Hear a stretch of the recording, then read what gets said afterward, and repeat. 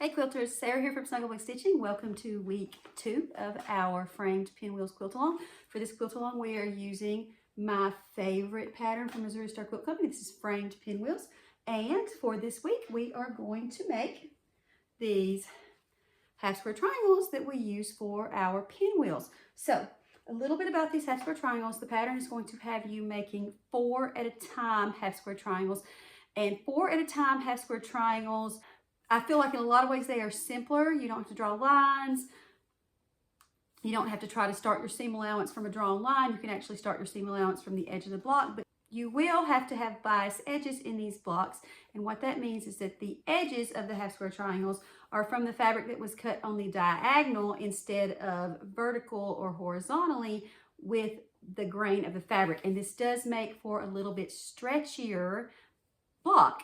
So you'll want to stabilize that somehow or another. My favorite way is starch. I do have another video that dropped at the same time as this one where I go over how I do that. So you can check that out. For this video, I'm just going to show you how to make the half square triangles. We're not going to go into the stabilization. So if you want to check that out, check out the other video and let's get started making some half square triangles.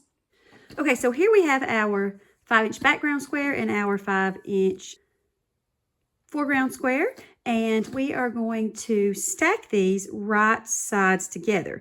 Now, if you remember from back during the cutting video, I did not cut this 5-inch background square down to exactly 5 inches, and the reason for that is because with these half square triangle blocks, you don't really need to. So once I have this stacked, I'm going to, when I go sew this, I'm going to have the smaller of the 2 squares on top. So this foreground square will be on top.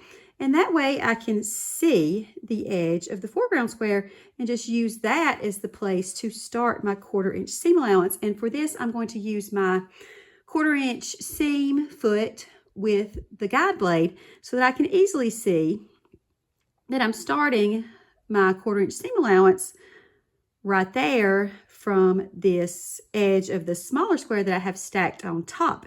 And even if you started it from the outside edges here, it's not going to make any difference. It's not going to matter with this particular unit.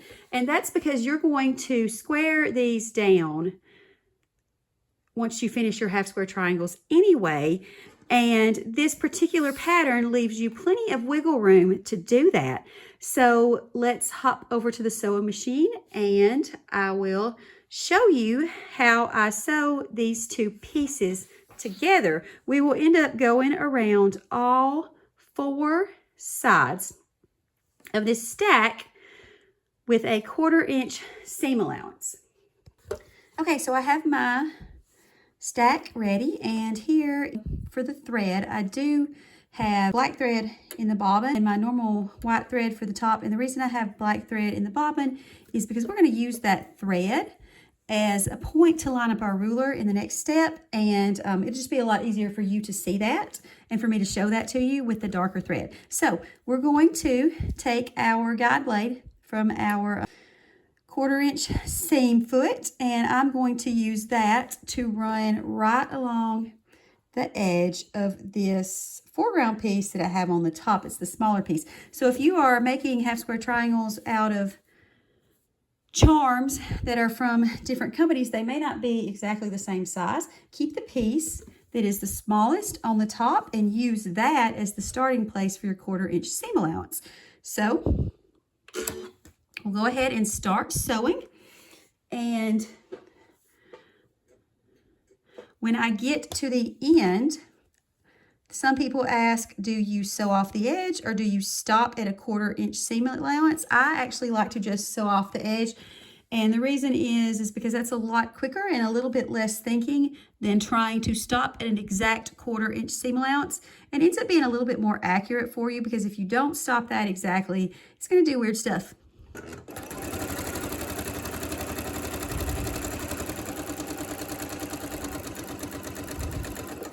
All right, so when you get to the end, we're just gonna turn that around. And so I just sewed off the edge here, and I'm going to do the same thing on this side using that smaller piece that I have stacked on top as the place where I start my 1/4 inch seam allowance.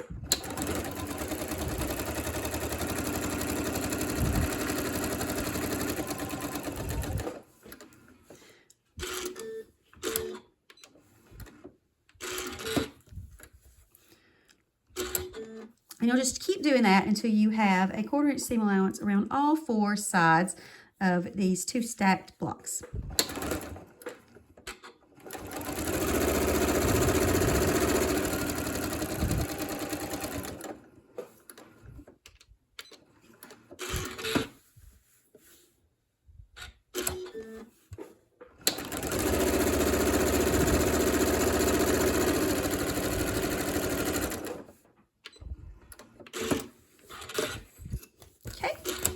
So now that these are sewn together, you can see this black thread that I used in the bobbin. That way you can see it better when I show you how to line up your next cuts. Okay, so I have my stacked squares with the 1/4 inch seam allowance around all 4 sides. I've got my rotary cutter and I have a ruler. Any ruler that is long enough to go from diagonal to diagonal will do. So I'm going to turn this over to the side where I had the black thread so you can see what I'm doing.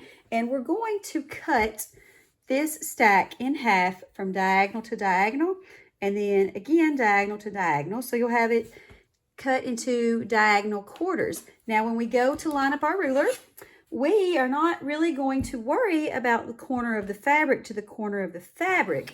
We are going to line that ruler up with the points where the stitch lines meet up. So that part right there. And the same thing on the opposite side, that intersection right there. We're going to line those up, and that's going to give us more accurate cuts than if we were to line it up corner of fabric to corner of fabric, especially since we had one piece a little bit smaller than the other when we sewed that together. So let's cut that.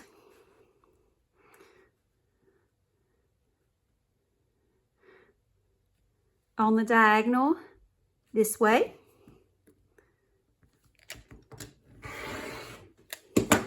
And then we're going to do the same thing on the other side, lining it up with the intersections of your seam allowances as opposed to worrying about the corners of the fabric.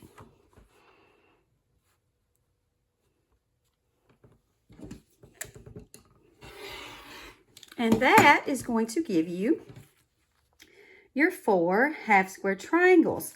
And then you can open those up, and I like to press towards the dark fabric in this case. And since we are going to trim these down anyway, it doesn't really matter that I did not cut this background square down to 5 inches. So I have that stack we were working with finished and pressed, and you can see here that I have got the seam allowance pressed towards the darker fabric, and that will make it so that when you sew this together, you won't see a shadow of that black fabric coming through this background fabric.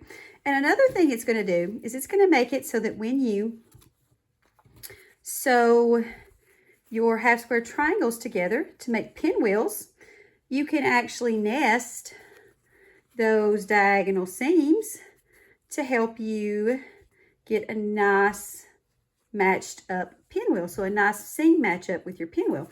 And so now that we have these triangles made and pressed, they are ready to go ahead and trim them down, which we will do next week. Trimming is a pretty tedious step, so I have that saved for its own week. And then after that, we are done with the steps that I consider kind of tedious, and we can move on to making our pinwheels and then getting our blocks ready. So I will see you next week with some tips for trimming.